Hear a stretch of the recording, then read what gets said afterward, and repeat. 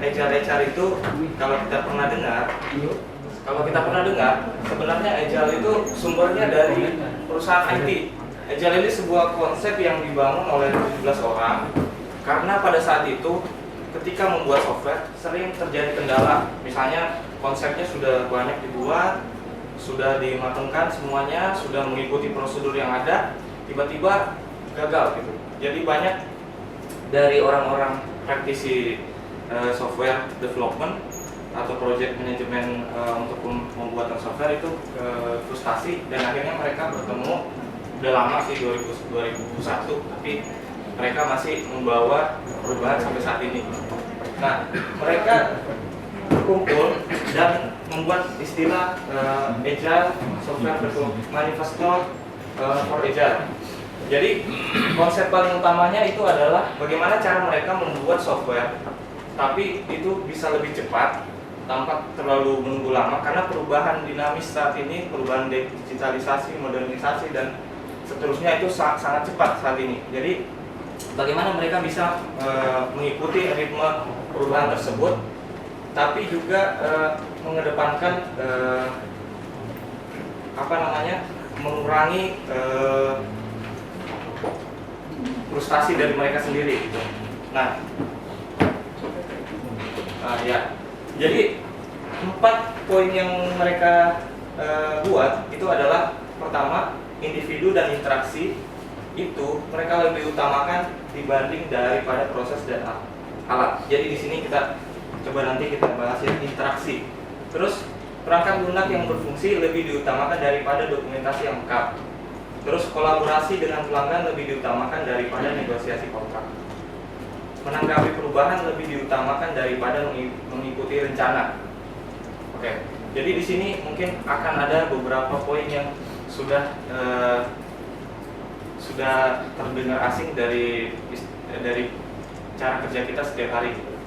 Nah, kita coba lihat. Sebenarnya konsepnya sangat mudah dipahami antara Agile dengan sistem yang sebelumnya yang mereka ikuti. Jadi sistem sebelumnya itu namanya waterfall. Mereka itu kalau mau membuat sebuah project itu ada mengikuti sebuah prosedur, requirement, design, develop, test, dan ini cukup lama, tidak ada batasan waktu sampai semuanya selesai baru bisa deploy. Terbalik dengan Agile, model Agile itu ini baru membahas mengenai metodologi bekerjanya ya Agile. Mereka itu sistemnya begini. Dalam skala yang kecil, mereka itu lebih mengedepankan kita buat aplikasi, kita review desain seadanya dulu secepatnya, tapi tetap mengedepankan orang-orang yang memang berpengalaman di situ, dan mereka itu nanti paling fungsi utamanya di review. Mungkin setiap saat ini ketika kita ke aplikasi ada yang lihat, setiap saat kita sudah install ada review,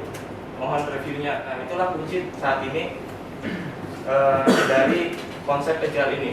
Jadi Agile ini bukan hanya termasuk konsep harus cepat, fast respon dan lain-lain, tapi ada konsep yang dicoba buat juga.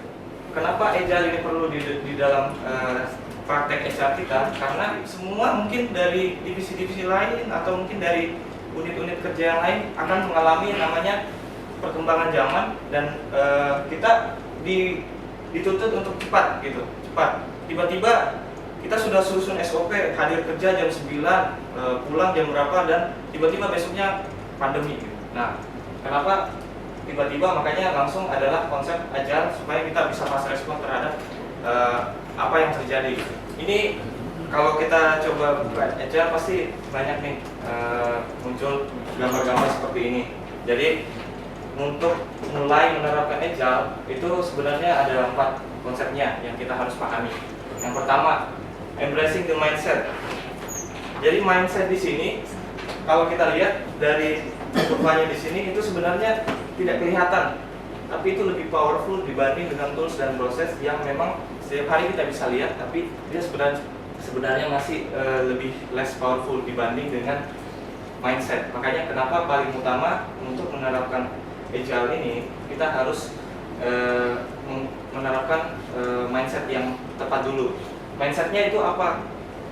Ini mindsetnya selalu fokus pada customer. Mungkin saat ini kita selalu membuat sebuah aturan, membuat sebuah produk, kita anggap itu sebuah produk, tapi kita pernah mungkin masih jarang ya dari kita yang pernah selalu mengedepankan apa nih feedbacknya kira-kira. Kalau memang tujuan kita adalah untuk membuat sebuah produk yang berguna untuk dan lebih bagus, lebih baik lagi, kita mulai dari small step dulu dan keep collecting customer feedback. Kita selalu mengedepankan untuk selalu menerima review. Jadi mungkin akan ada review-review yang tidak baik, tapi justru itu yang akan memberi masukan untuk proyek kita yang kita ingin bangun. Terus ya salah satu core value kita ya open minded, ya kita harus terbuka dengan opini dari orang lain. Misalnya mungkin bukan hanya internal, bahkan dari luar, dari divisi lain, dari unit kerja lain gitu. Cara kerja dalam konsep agile itu melakukan cross functional team working. Cross functional ini dalam unit kita ada beberapa departemen, dalam divisi kita ada beberapa divisi, dan di atasnya lagi mungkin ada pembagian-pembagian. Nah, konsep agile working itu tidak menutup dari departemen tersendiri dalam membuat sebuah konsep atau produk. Dia akan melibatkan di luar gitu. Jadi ketika meeting atau apa, pasti akan ada orang-orang tertentu yang sudah ditunjuk, yang nantinya orang tersebut akan memberi masukan di dalam pertemuan atau meeting dalam penerapan konsep tersebut. Kenapa kok cross functional ini berfungsi dengan baik rata-rata dalam perusahaan yang besar? Karena sebenarnya konsepnya sangat sederhana. Ketika kita melibatkan orang, kita mungkin biasa berpikir bahwa kita harus memanage orang-orang. Misalnya kita harus karyawan nih banyak yang telat atau apa, kita memanage mereka. Kita memiliki konsep bahwa kita harus mengontrol mereka. Ternyata ketika kita melibatkan orang-orang tertentu, kita sebenarnya tidak memanage mereka, tapi sebenarnya mereka sendiri akan memanage diri mereka sendiri. Gitu, secara tidak sadar, karena kita sedang bekerja sama dengan unit lain gitu. Terus jangan sampai kita sebagai HR selalu langsung mengetahui jawabannya dan itu sudah kita jadikan karena kita internal akan mungkin menemukan banyak problem, tapi kita belum tentu tahu jawaban yang sebenarnya gitu. Kita harus tahu konsepnya seperti apa dan kita harus mengumpulkan customer feedback itu tadi, review dan masukan dari unit lain. Oke, dan selanjutnya dalam menentukan solusi ketika menghadapi sebuah masalah, maka harus dengan evidence. Nah, tadi kenapa discuss the idea? Kenapa kita harus sebuah tim itu, kalau misalnya kita mau agile, kita harus transparan terhadap ide atau targetnya. Karena ini ilustrasinya. Kalau orang berpikir ide kreatif, ya akan jadi seperti ini. Kira-kira konsep untuk ide kreatif orang ini itu bagus karena memiliki ide daripada capek dorong gitu kan, otak ini bulat. Tapi ketika targetnya tidak sejalan dengan kebutuhan perusahaan atau kebutuhan unit, maka dia udah bulatin padahal yang dibutuhin otak gitu. Jadi selalu cek ketika kita membuat ide, kita ada ide di dalam unit, cek apakah sudah sejalan dengan kemauan bos kita atau apakah sudah sejalan dengan kemauan perusahaan ini gitu. Atau justru nanti bakal salah karena perubahan waktu. Bisa saja juga kita terlalu sibuk mengurus ide padahal memang kalau konsepnya adalah mengejar waktu, ya kita akan terlambat gitu. Orang sudah mau sampai finish, kita baru sibuk untuk membuat ide kita sehingga sudah terlambat gitu. Waktu berubah, target pun dapat berubah. Selalu cek target dari unit kerja kita. Perbedaannya kalau mau divisualisasikan lagi lebih jelas. Jadi ketika konsep waterfall itu dia mengumpulkan semua risk di sini dan plan dan goal. Kemudian semua masalah itu dikumpulin dulu di depan semua di bawah sini. Dan ketika saatnya dikeluarkan produk atau misalnya keputusan, nah kita baru tahu di situ, oh inilah yang kita hadapi masalahnya. Kalau ternyata kita mengeluarkan produk tersebut. Kalau untuk konsep agile, dia lebih ke risknya dibagi ke dalam beberapa step. Akan lebih duluan goal karena dari awal sudah terarah, oh begini ternyata kemauan dari manajemen misalnya. Dan selalu ada konsep iteratif, mengulang-ulang.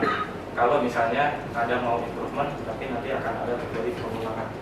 Jadi terserah, nanti kita bisa memilih mana metode yang paling tepat terhadap sebuah konsep kita, sebuah cara kerja kita. Karena balik lagi sesuai dengan kebutuhan. Peran penting ya dalam sebuah organisasi dalam proses transformasi. Dalam proses transformasi organisasi, kita harus mulai dari menyusun struktur yang lebih cepat dan fleksibel, terus beradaptasi dengan keadaan pekerjaan yang selalu berubah dan selalu mengedepankan customer needs. Jadi ketika kita harus mengeluarkan sebuah produk, maka kita harus mengetahui konsep bahwa orang-orang mempunyai cara berpikir yang berbeda. Kita harus tahu dulu nih mereka yang seperti apa, karena konsep kita adalah service. Maka dari itu kita mungkin pernah lihat ini evolusi of HR agenda. Jadi dulu kita dari personel itu kita fokus hanya kepada term and condition and work dan operational excellence. Kemudian muncul lagi istilah, nanti istilahnya terserah kita hanya mengambil contoh-contoh istilah yang beredar gitu. Kemudian muncullah istilah human resource. Kita selain dari mengedepankan team and condition dan operational excellence, kita juga mulai mendesain dan deliver HR practice dan fungsionalnya harus excellence. Fungsi dari produk tersebut harus excellence pada saat diterapkan. Kemudian ketinggalan lagi nih human resource. Kita ternyata harus human capital. Human capital dari konsep yang dua tadi ditambahin lagi bahwa seseorang itu atau human di dalam organisasi itu adalah sebuah aset. Maka semua diinvestasikan lebih ke human capital. Nanti akan ada lagi human capability, di mana individu ternyata lebih berpengaruh, di mana kita bisa ternyata menemukan individu-individu itu tersebut sebenarnya punya potensi yang bisa dikembangkan seperti itu. Terakhir, kira-kira kalau teman-teman yang di sini mana nih di sini yang konsep agile kira-kira?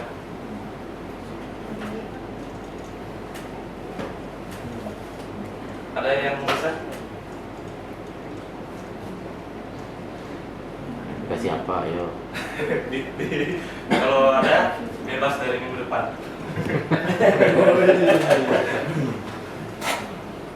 Jadi sebenarnya tidak usah terlalu pusing untuk ini, karena kita pun mungkin belum mencoba salah satunya. Kita coba dulu salah satunya, konsepnya. Mungkin saya merasa kita di sini juga punya proyek yang sampai saat ini belum maksimal, belum jalan. Mungkin kita boleh coba konsep agile ini. Konsep agile ini kayak gini loh. Misalnya ada masalah yang belum pernah selesai gitu.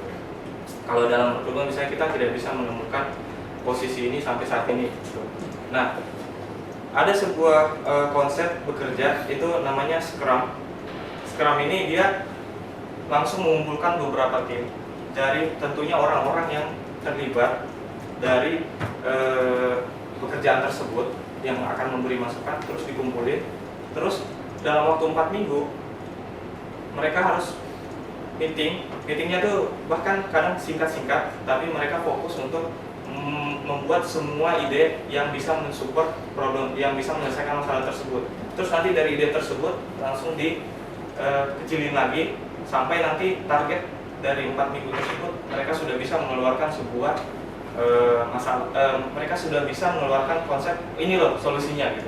Tapi dari konsep tersebut nanti akan berlanjut lagi circle review lagi sampai konsepnya. Jadi bukan hanya setelah selesai membuat solusi sudah ditinggalin, tidak, konsepnya itu berputar terus sampai menemukan karena mengikuti perkembangan gitu.